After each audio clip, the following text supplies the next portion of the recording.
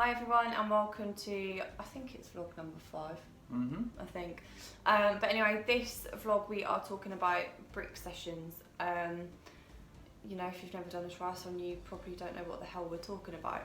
But a brick session is essentially where you combine two of the elements of a triathlon and you combine them in training. So whether it be bike straight into a run, or a swim straight into a bike, or it can even be a swim straight into a run. But basically you've got the three individual sports within a triathlon.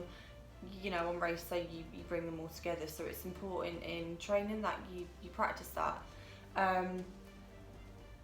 You know, if you're a beginner, if you've never done a triathlon, you haven't yet experienced this, but I think most people that have done a few triathlons, they've experienced jelly legs coming out the water, going straight onto the bike, and also when you come off the bike and you try to run, your legs just feel like they're not even attached to your body. Like it just feels like you're moving 2 planks of lead sometimes. Yeah, you don't feel like you can run. Yeah, certainly. And it's one of those things that I don't think it ever goes away. You just kind of get used to that feeling. You settle quicker. So brick sessions are really, really key in training to kind of help you adapt to those sensations in a triathlon really quickly. And experience it. If you've experienced heavy or weak legs, the more you train to it, the more accustomed to it you feel, the more comfortable you are, and you expect it, you know what you're going to feel, and you've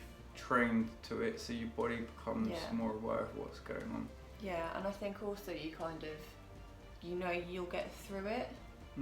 So if you can kind of overcome and run through those dead legs in a training session, you've got it nailed for race day. So from a mental perspective as well, they're really, really key sessions to include. So Rob, how would you include a brick session into your weekly training? What sort of things would you look at doing? Well, Lauren, I'm so glad you asked. Okay, so there's the 2 ways to do it. First thing is the easiest way, which is the bike run. Yeah. So first thing to note is that when you are getting used to this, we're not really interested in how fast you're running off the bike. Yeah. It's a case of stick your shoes on as quickly as you can off the bike and get on for a run. If it's in the gym, then you might be able to go from a stationary bike onto a treadmill, or you might choose to go stationary bike to run outside. Obviously if you're at home and you've got a turbo, and then go for a run outside. If you've got a treadmill and a turbo at home, you're very lucky. Yeah, you're very lucky. Living the dream. You can do a mixture, so you can brick session, bike, run, bike, so you can really kind of mix things up. If you are a Wiki Tri member, which hopefully you are by now, you could do the weekly club session. Yeah.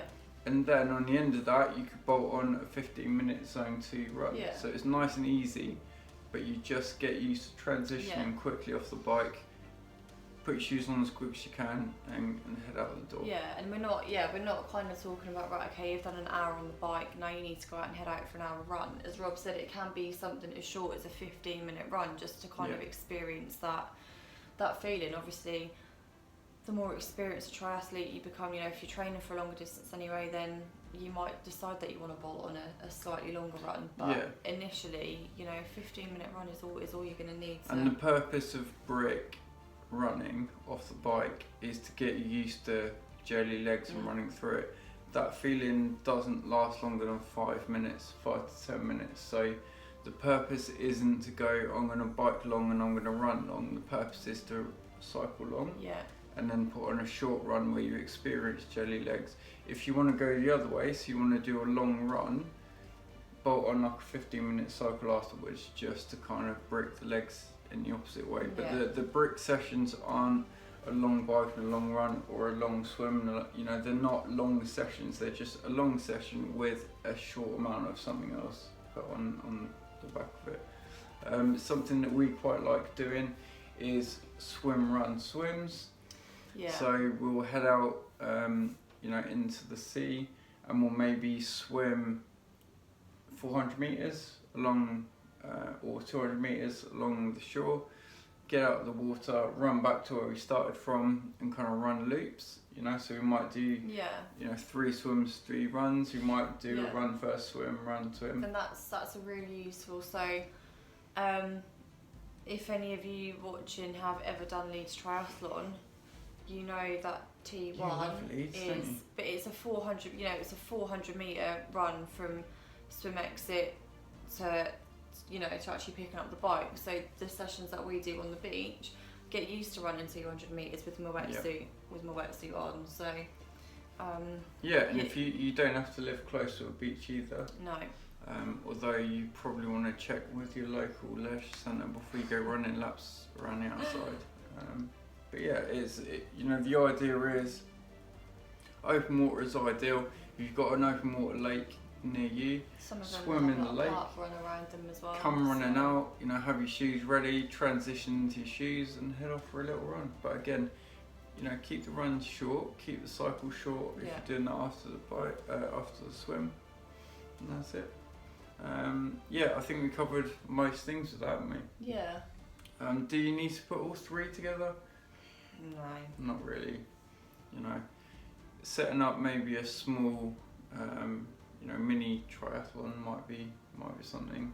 Yeah, I mean, to be honest, you know, if you were, I don't know, if you were maybe gonna do an Ironman, you might think, well, 4 months out, I might do a sprint triathlon just to test the legs. Maybe not an Ironman, but maybe not in training. But in training, you definitely wouldn't. But there's not many plans that do that. I mean, it's up to you. I've never really done it, but yeah, most plans would incorporate maybe a couple of races just to kind of see where you're at, get you used to kind of incorporating all 3 together. But yeah, certainly in training, don't. It's a waste of training time. Yeah.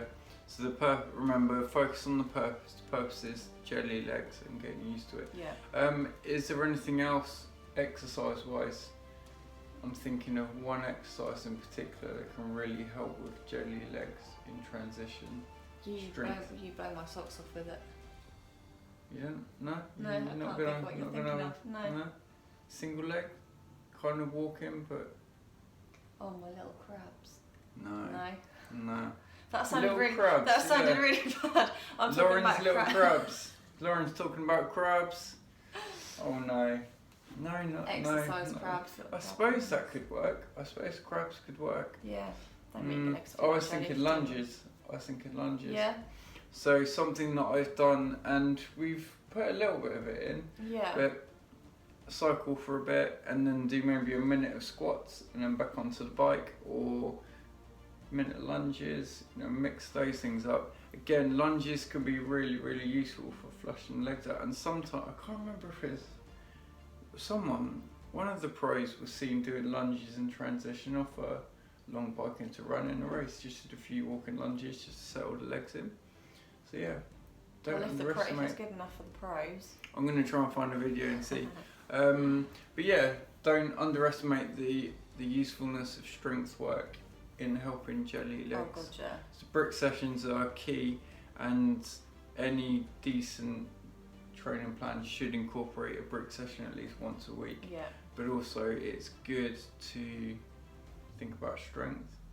And if you're still not sure how to incorporate it, think about your long sessions. So when we were Ironman training, every long session, so the long bike and the long run would always have a little brick on it. So if you did long cycle on a Saturday, 15-minute run, and if you do long run Sunday, there would always be a 15-minute cycle. Yeah. So you know, you don't have to do it on your long runs, you can do it after a club session, but get a brick session. They're definitely the way forwards.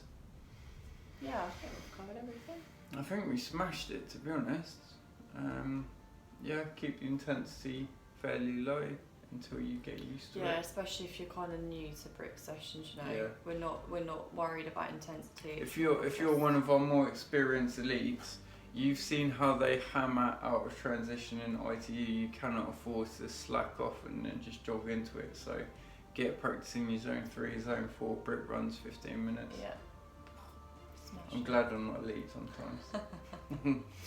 Cool. Alright guys, so we're going to wrap that up. Hope you've enjoyed it. As always, do it, Loren.